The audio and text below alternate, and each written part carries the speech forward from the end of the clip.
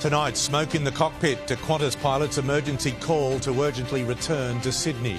The state on Alfred alert. Northern New South Wales braces for its first tropical cyclone in 35 years.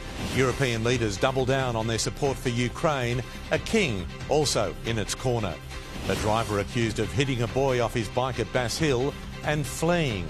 It's all about Honora at the Academy Awards. The budget film beating the Hollywood heavyweights. And as the teams head home, league boss Peter V'landys reveals his one Las Vegas regret. This is 9 News with Peter Overton. Good evening. There was a major scare on board a Qantas flight this morning. The aircraft forced to return to Sydney for an emergency landing. QF 643 was bound for Perth and had only just taken off when smoke was detected inside the cockpit of the Boeing 737. Touchdown, an emergency landing after 30 minutes on edge. Firefighters outside and then on board this Qantas plane seconds after an emergency landing at Sydney's domestic airport. There was a bit of a smell in the cabin. We landed and then there was two fire trucks there. But yeah, they just sort of followed us back in. It wasn't until we got on the ground that the captain then announced that there was some smoke and some fumes in the cabin, which was a bit freaky. The passengers bound for Perth but left in limbo, awaiting a replacement flight. Qantas says thanks to smoke in the cockpit. The Boeing 737 took off as scheduled at 8:38 a.m, announcing it was in trouble shortly after. We'll need to come back ASAP, Qantas 643. Declaring an emergency. As advised, require immediate return to Sydney. Smoke on the flight deck.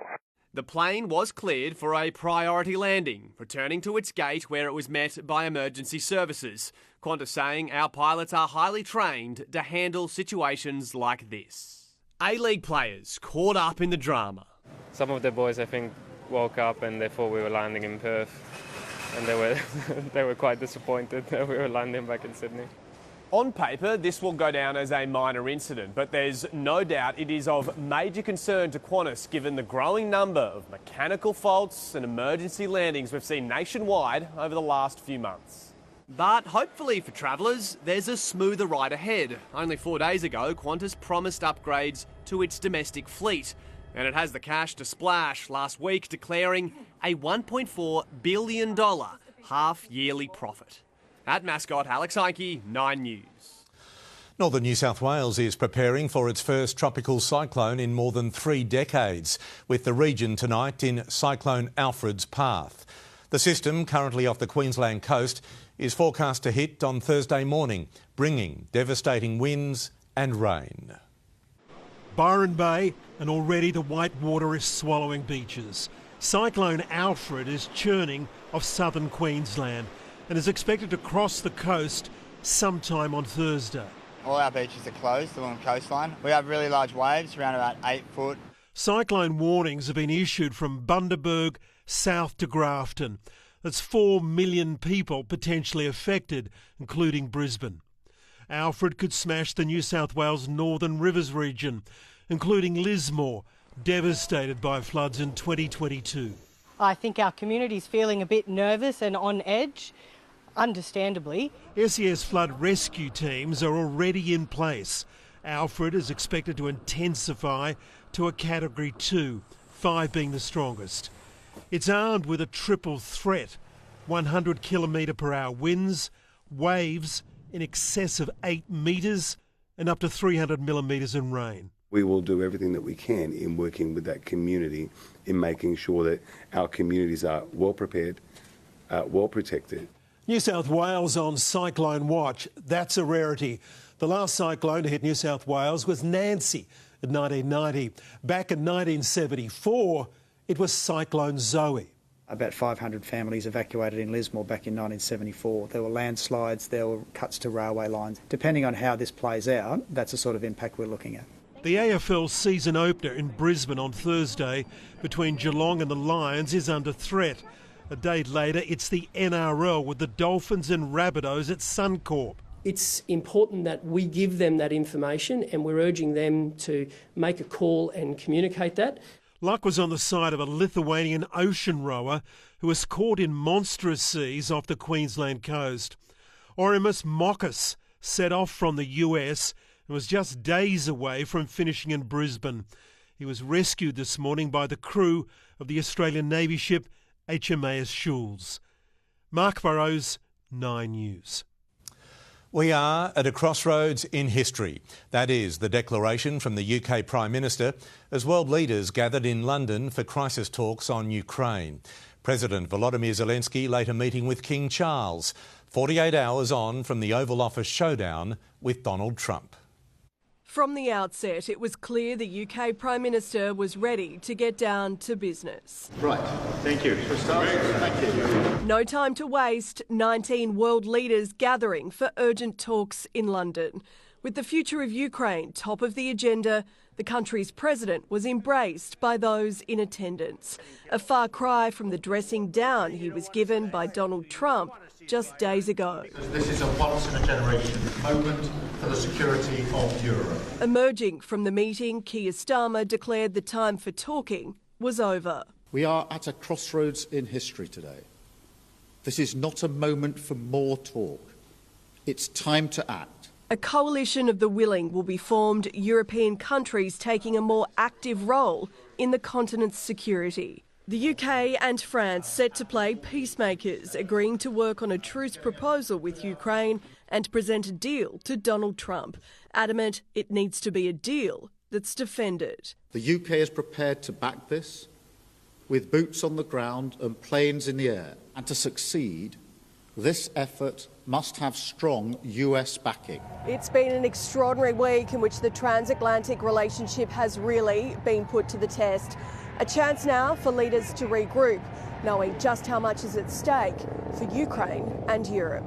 Do you think Ukraine can win the war without the support of America? It's hard. It will be hard. So now we just need maybe more support from Great Britain. That is coming. The UK committing $3.2 billion to supply 5,000 air defence missiles to Ukraine. President Zelensky then headed to Sandringham and a meeting with the King, the monarch continuing his unequivocal support for Ukraine and its leader, both under siege. Coming to the Oval Office, with the body language, the shaking of head, the kind of the arms crossed, we found it incredibly disrespectful. He found every opportunity to try to Ukraine-splain on every issue. President Zelensky, choosing only to speak in Ukrainian, said he did not mean to insult anyone, but said it was very important for him that the Ukrainian position was heard. And as the delicate diplomacy played out in London, the US president took a swipe from across the Atlantic. Writing on social media, we should spend less time worrying about Putin and more time worrying about migrant rape gangs, drug lords, murderers, and people from mental institutions entering our country so that we don't end up like Europe. The Commander-in-Chief walking the catwalk at a Mar-a-Lago fundraiser as European leaders walk the line to a secure future. In London, Jessica Millward, 9 News. Australia's political leaders may be cranking up their focus on domestic priorities ahead of a looming election, but it is becoming clearer by the day that global issues will cast a big shadow over the campaign when it formally begins. Another busy day today. Anthony Albanese assembles his senior team for what might be the last cabinet meeting before an election's called. The Prime Minister talking up his domestic agenda. We think that every Australian deserves access to the best health care. Labor's determined to talk about Medicare, putting nearly $10 billion where its mouth is. More bulk billing, more doctors and more urgent care clinics. But there's every indication the next election will be as much about events beyond Australian shores. Think China, the Middle East, Ukraine and Donald Trump. While political leaders won't want to discuss Trump per se, Trump's a bit like the weather. He'll be there. He'll be part of the backdrop to the election. It was 2001 when global affairs last shaped a federal contest in the so-called Tampa election, which was dominated by asylum seekers and the war on terror. Could this be the Trump election? Making America rich again. A new poll showing 2/3 of voters believe it important to have a leader who has a good relationship with Donald Trump. More believe Peter Dutton would be better at managing the US president than Anthony Albanese. 1 in 5 say there's no difference. You're gambling with World War III. The blow-up between Donald Trump and Ukrainian counterpart Volodymyr Zelensky shows how world order is being upended in real time. I was disappointed by the scenes out of the White House. The PM and the opposition leader have expressed continuing support for Ukraine against Vladimir Putin's murderous assault. But Peter Dutton spies opportunity in a debate about national security. My experience as Home Affairs Minister and as Defence Minister can come to the fore as Prime Minister of this country. Andrew Probyn, 9 News. Former Australian cricketer Stuart MacGill has faced the first day of a retrial for his alleged role in a cocaine deal that led to him being kidnapped on Sydney's North Shore in 2021. Today, a jury heard the 54-year-old was a regular drug user who helped set up the $330,000 deal at a Neutral Bay restaurant which he used to own. He has denied the allegations. The parents of Harper, the baby girl who died just hours after her birth at Northern Beaches Hospital, have spoken for the first time.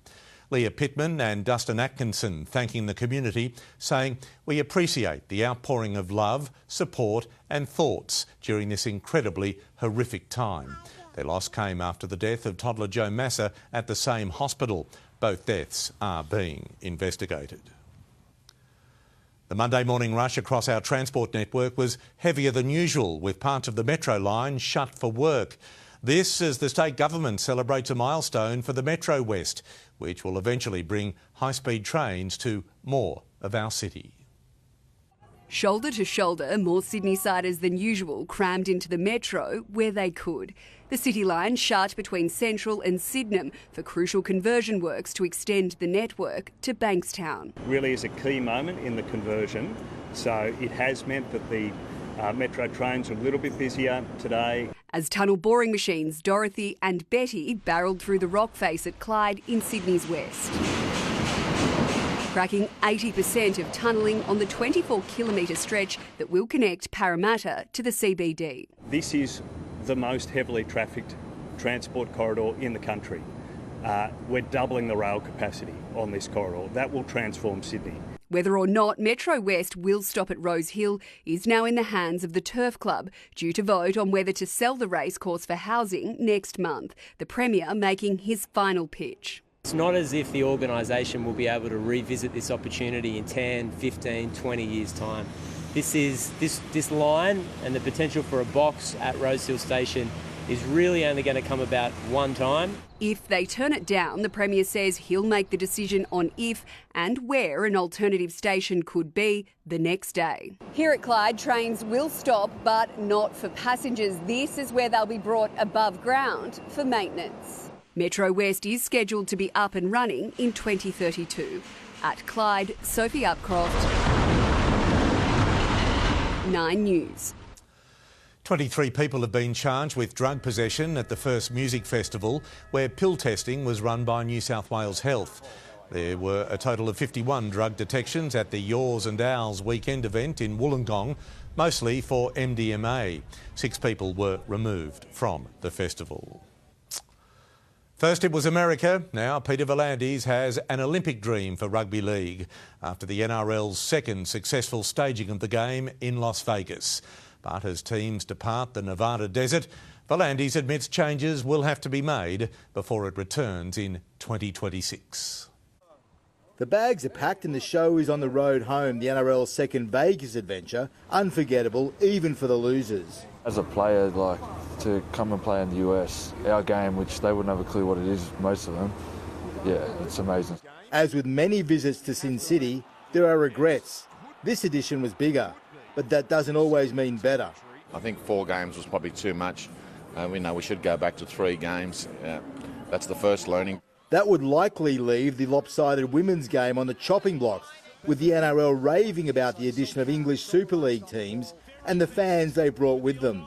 Having the opportunity of English fans and Aussie fans getting together and enjoying the week together has been something pretty special. They brought an atmosphere that I've never witnessed before.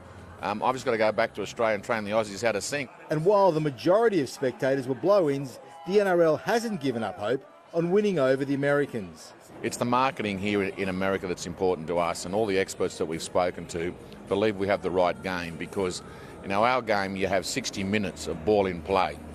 The NFL have 10 minutes of ball in play. Volandi's global ambition doesn't end with Las Vegas. He'd like to see rugby league and AFL showcased to the world at the Brisbane Olympics. It's our perfect opportunity to show both our sports to the world stage. And if they want something that's Australian, well, why wouldn't you have the two major Australian sports there? In Las Vegas, Danny Weidler, 9 News. It was all about Honora at this year's Academy Awards, with the budget independent film taking home 5 golden statues. The production is one of the cheapest to ever win an Oscar, proving biggest or bigger isn't always better. The little film, now a big winner. Honora. Best Picture, Best Actress. Standing in this room today is really incredible. Best Director. In a time in which the world can feel very divided, this is more important than ever. A story about love, power and a Russian oligarch, winning 5 of the 6 Oscars it was nominated for. Best Actor from The Brutalist, Adrian Brody, saw off Timothée Chalamet. And a wind-up. Please, I'm wrapping up. I will wrap up. Please turn the music off. I've done this before. There were tears of joy. Everything brave, outrageous and good that I've ever done in my life is because of you. The show started in a wicked way.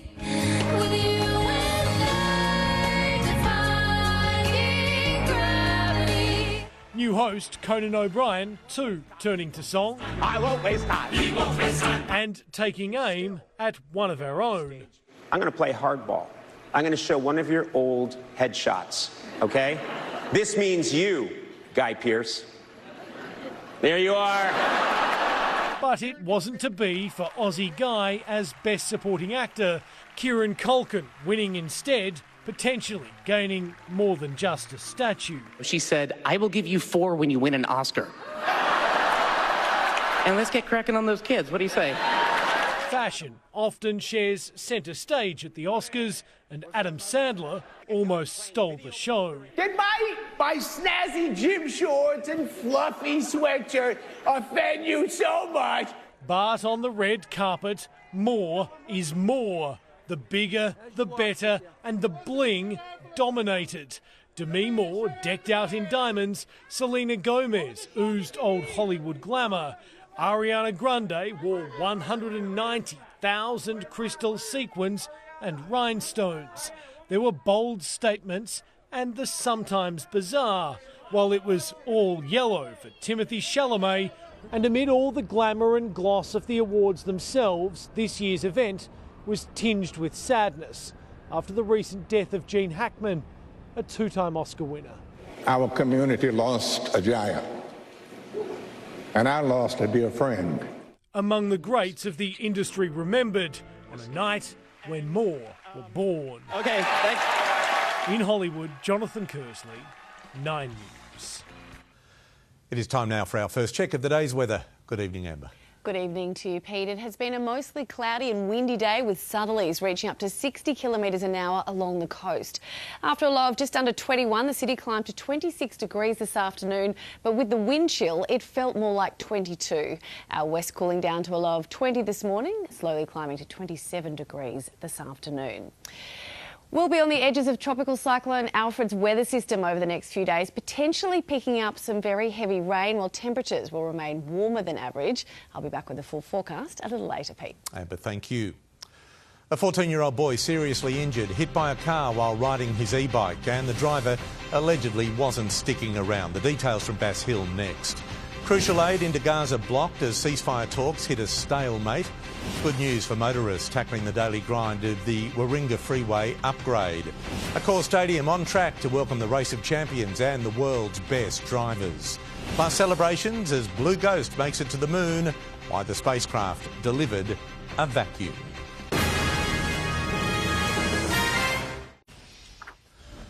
A teenage boy is in hospital tonight with serious injuries after he was allegedly struck by a car while riding his e-bike at Bass Hill.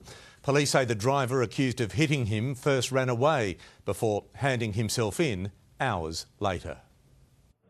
It's 10 o'clock on the Hume Highway at Bass Hill. A 14-year-old boy on an e-bike speeds past.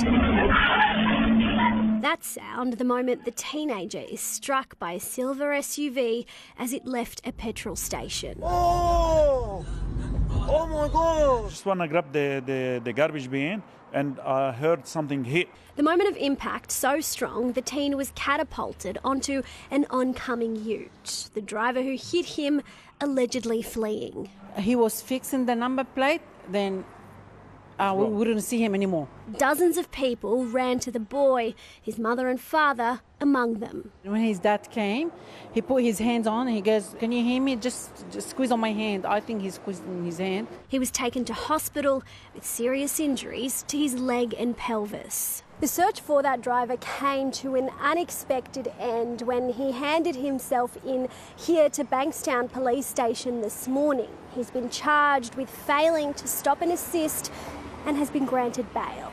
9 News understands the teen was wearing a helmet and on his way home when he was struck. Tonight he's undergoing surgery, the 60-year-old driver to front court next month. In Bass Hill, Massilia Eiley, 9 News. Israel has blocked the entry of all aid into Gaza, demanding Hamas agree to a ceasefire extension. Prime Minister Benjamin Netanyahu says there's no ongoing truce without the release of more hostages, as the militants label the move as cheap extortion. The ceasefire deal allowed thousands of aid trucks into Gaza, but with phase 1 over, so is that crucial relief. Israel has decided to stop letting goods and supplies into Gaza, something we've done for the past 42 days. We've done that because Hamas steals the supplies and prevents the people of Gaza from getting them. The US suggesting extending the truce for 50 days during the Muslim holy month of Ramadan and Jewish Passover periods as negotiations for a permanent ceasefire continue. Israel has accepted this plan. I accepted this plan. But so far, Hamas has rejected it. Israel claims the ongoing proposal would see half of the hostages released straight away.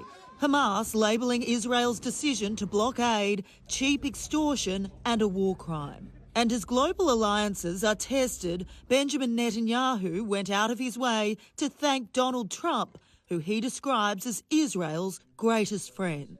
Throughout this, Israel knows that America and President Trump have our back. Hannah Sinclair, 9 News.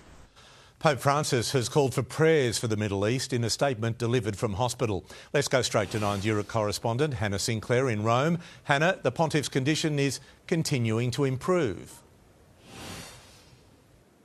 Yeah, that's right. Good evening to you, Pete. The Pope no longer needs to use an oxygen mask to breathe and he doesn't have a fever. The 88-year-old's been reading the newspapers and was well enough to share a message saying he's praying above all for peace, and from hospital, war appears even more absurd. He's asking everyone to pray for places including Ukraine and the Middle East as he thanked the doctors taking care of him and the public for their prayers. In the past 24 hours, he received a visit from 2 top Vatican officials. He's in a stable condition and slept well last night, but the Vatican says his medical situation remains complex. Pete? All right, Hannah, thank you. Next in 9 News, carjacked at knife point to driver allegedly forced from his SUV at Auburn, but look how it ended. We'll explain how it all happened. The never-before-seen video of a cocaine sting near Camden before a dramatic takedown on the M7. He blew the horn, then allegedly he blew his stack. Why this NFL star was booted from the NRL opener. And judging was child's play. We'll tell you which toy has just been named this year's number 1. 9 News, brought to you by CommBank Safe, helping protect Aussies from scams and fraud.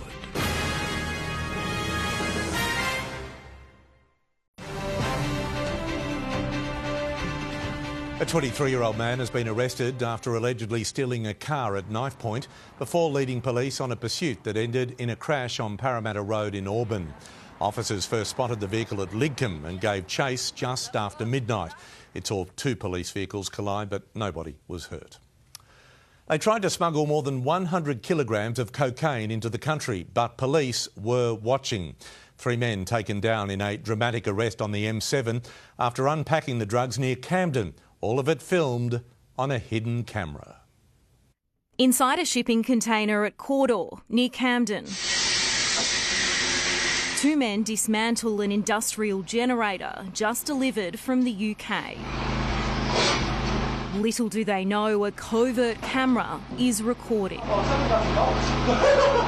Uncovering what was supposed to be more than 100 bricks of cocaine. But the drugs never made it to Australia, authorities swapping them out and keeping watch. They loaded onto a truck and hit the road. On the M7 at Horsley Park, police move in, guns drawn, ripping 2 men from the truck. It looks like they got the driver out and just around the truck now. That driver is Daniel Scaines, one of 3 men guilty of possessing a commercial quantity of drugs following the July 2022 sting. He claims he thought it was tobacco. Did you know there was more than 100 kilos of cocaine in the truck? Caught on CCTV that day, stocking up at Bunnings Artarmon, then meeting accomplice Aaron Pearce on the back streets of Lane Cove. He drove alongside the truck in a van. Both men are in the process of being sentenced. Scaines telling a court hearing he was trying to build up his trucking business, saying the only payment he expected was to keep the generator the drugs were concealed in. The third offender already serving a 5-year sentence. Annalise Bolt, 9 News. There is growing speculation Star Entertainment will be placed into administration this week. The ASX officially suspended trade in the company today after it missed the Friday deadline to lodge its earnings update for the first half of the financial year. The Premier says there will not be a state government bailout, but he's pledged support for the thousands of workers who could be affected.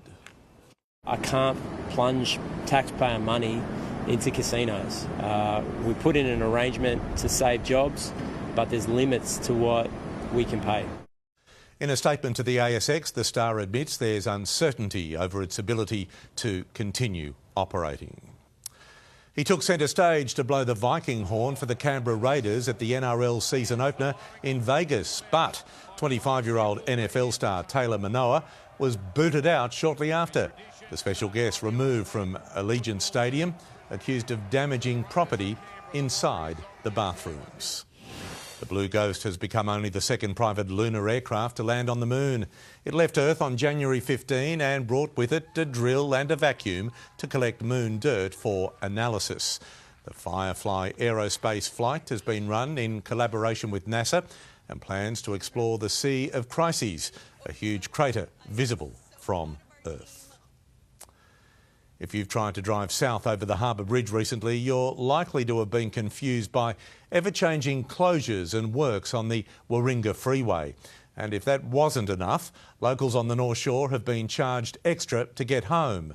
But tonight, we can reveal some relief for drivers. A complicated tangle of works tying up one of our busiest roads. 250,000 Sydney-siders caught in the confusion of the Warringah Freeway upgrade every day. It is a little bit of open heart surgery while still trying to run a marathon. It is a challenge in the way we are building it. And drivers have just endured the most challenging part of the works. While most of the city was on holidays, it was double time for workers, making the most of the 16% drop in traffic, removing the old Ridge Street Bridge, craning in 18 55-tonne concrete beams and building a new 100-metre bus-only bridge. We've saved 70 nights of noisy activity. You know, we've removed probably 10 weekends worth of really intensive closures. The ongoing closure of the Alfred Street exit is seeing 1,000 extra drivers use the Military Road off-ramp every day at a cost of $2 per trip. Locals with extenuating personal circumstances can apply for a toll rebate through an online survey. A reward for patience, drivers will be given back Alfred Street 6 months early. The new exit set to be open by the middle of the year. The complete upgrade not due until 2026. There's still disruptions to come. There's no getting around that. Traffic jams into the city made even messier by constant lane changes will also continue. The Transport Department updating map providers. Some people still use the old sat-nav.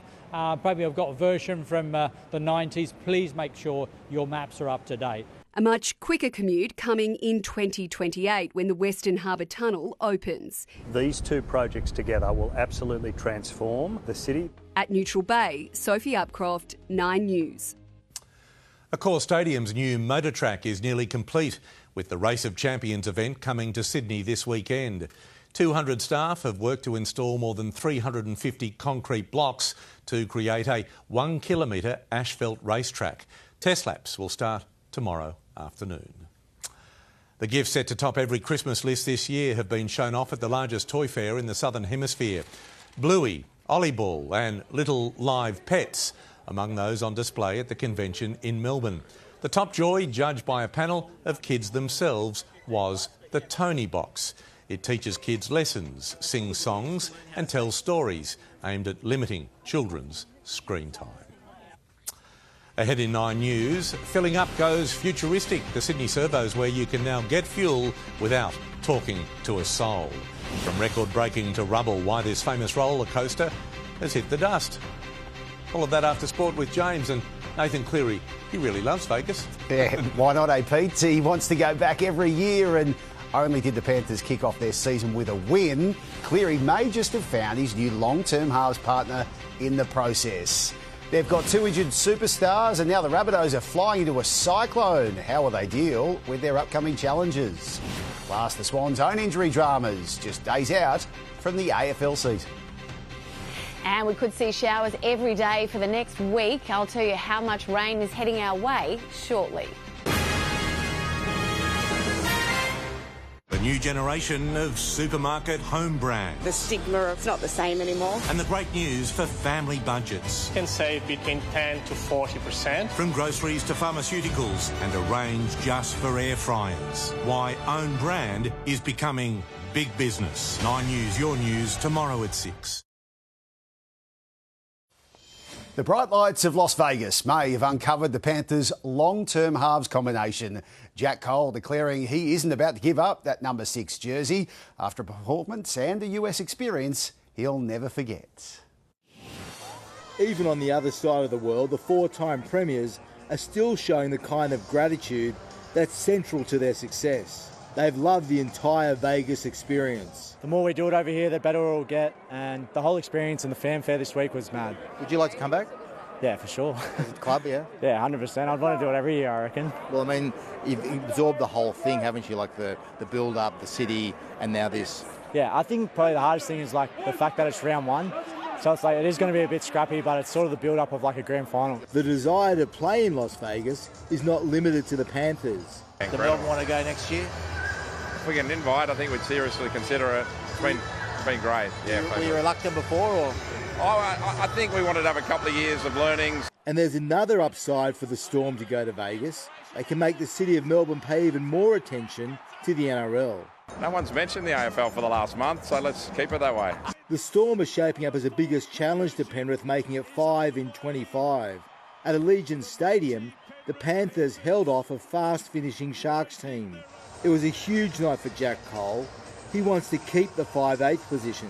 Got a souvenir from, yeah? Yeah, I know. I've got a few over the years, but I don't mind it. I like putting my head in bad places, so, yeah. You want the 6 to keep it? Yeah, ideally. Hopefully I've done enough, but yeah. I still think I'm finding my feet a little bit in the top grade, but I guess that'll come with the more games and more time. The Raiders shared a room with the Panthers. They created a good vibe in the sheds, but had to rush out to allow Penrith to get in. But when you win, nothing's a problem. It was Origin, semi-final, grand final hype. You know, they did a good job to handle their emotions. In Las Vegas, Danny Weidler, 9 News.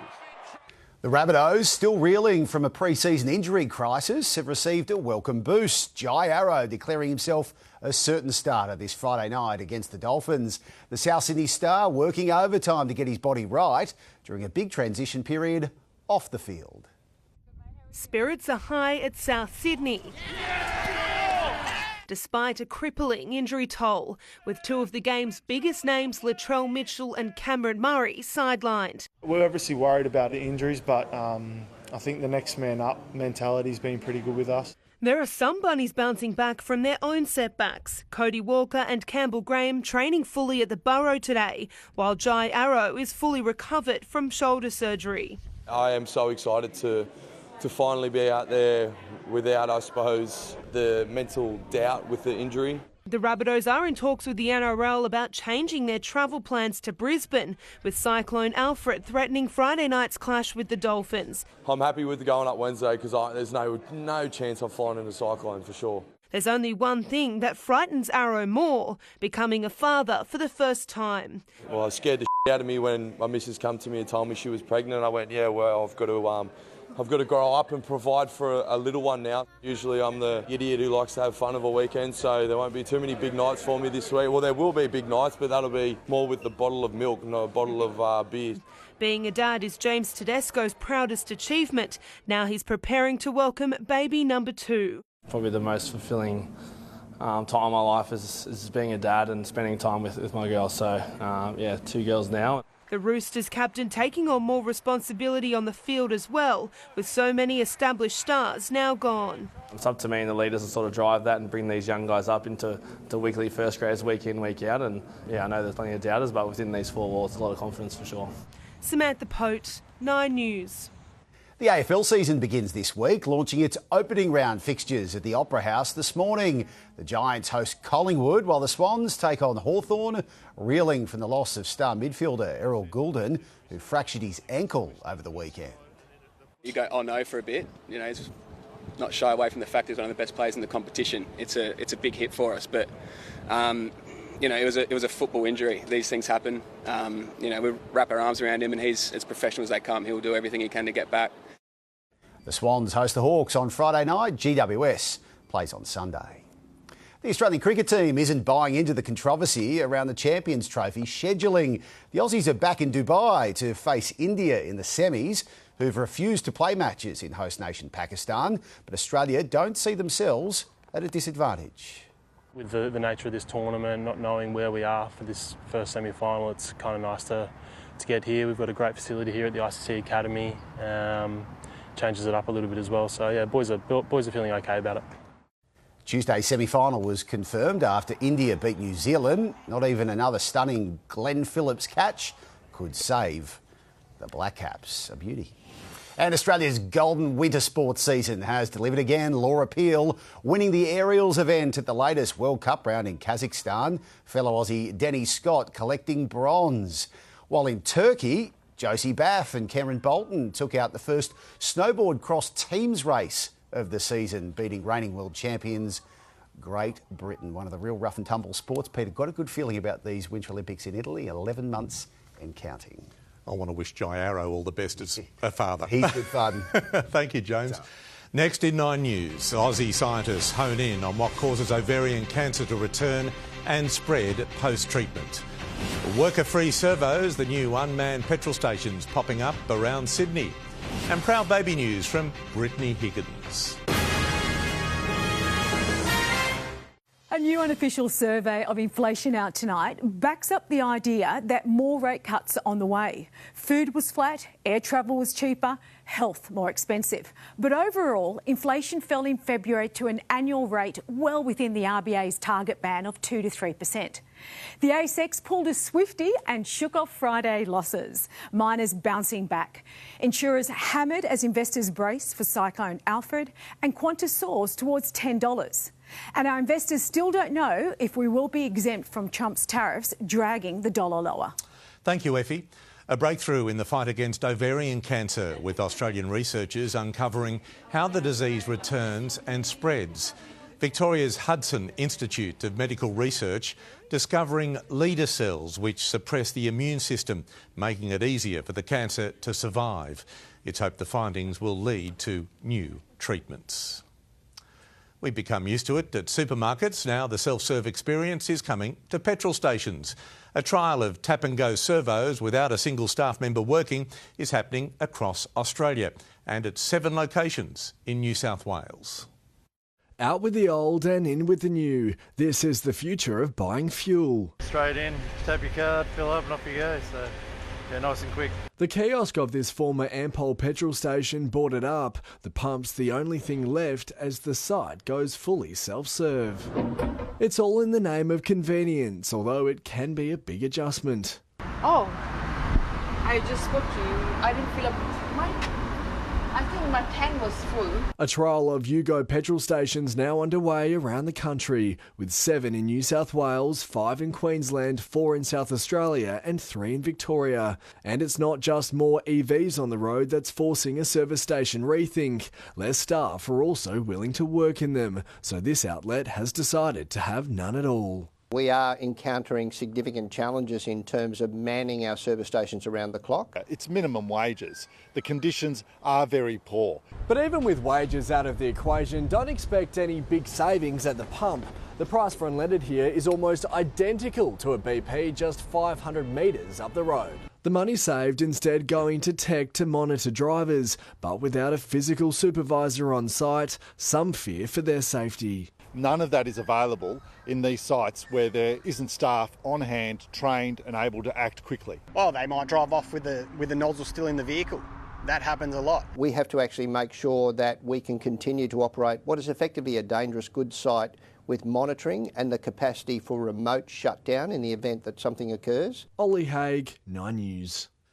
It was once the tallest and fastest roller coaster in the world, but now it's no more. The Kingda car, which could reach a top speed of 205 kilometres an hour, now a pile of rubble after it was imploded in the US state of New Jersey. It opened in 2005 and gave a thrill to more than 12 million people before it was retired late last year. Former Liberal staffer Brittany Higgins and husband David Shiraz have welcomed their first child, a baby boy, into the world. The couple posting the news on Instagram with a snap of the newborn, a love heart covering his face. They say they look forward to doting on the newest member of their family. Coming up in the news, Amber with the weather. Thanks, Pete. Tonight will be partly cloudy, just the slight chance of a shower. Right now it's 22 degrees in the city, 23 outside in our west. I'll have your forecast in just a moment.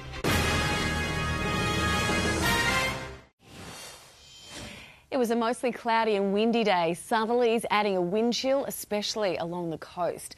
The winds reached 60 kilometres an hour at the airport, the harbour and in Kurnell, up to 50 kilometres an hour around Little Bay and Canterbury.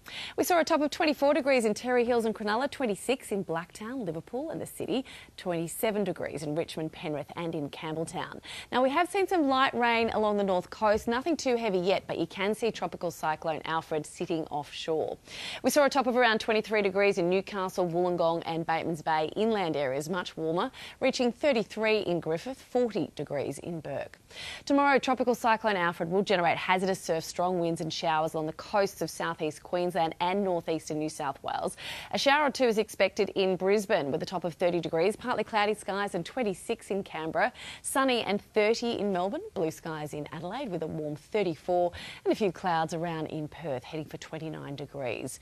We're expecting rain right along the New South Wales coast tomorrow. The heaviest falls will be from Newcastle all the way up to the Queensland border.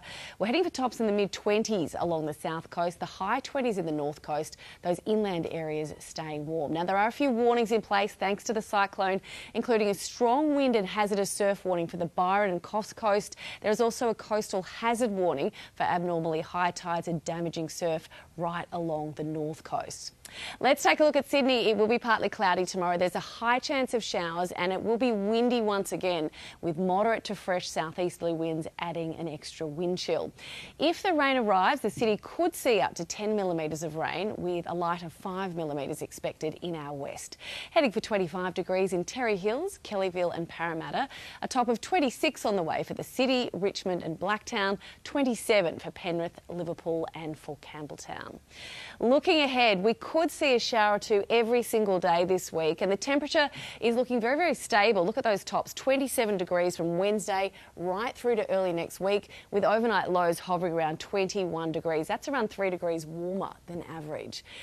In our west, we'll see a possible shower or two on Wednesday, 29 degrees, and then we'll see a few showers and 27 on Thursday and Friday. Nothing too heavy though, up to around 5 millimetres. And then we're heading for a shower or two and tops of 26 degrees over the weekend. Those overnight lows range from 19 to 20. The model's still a bit unsure about those showers. Pete. All right, Amber, thank you. Ali is next with a current affair. That is 9 News for this Monday. I'm Peter Overton. I hope you have a good evening. From all of us, good night.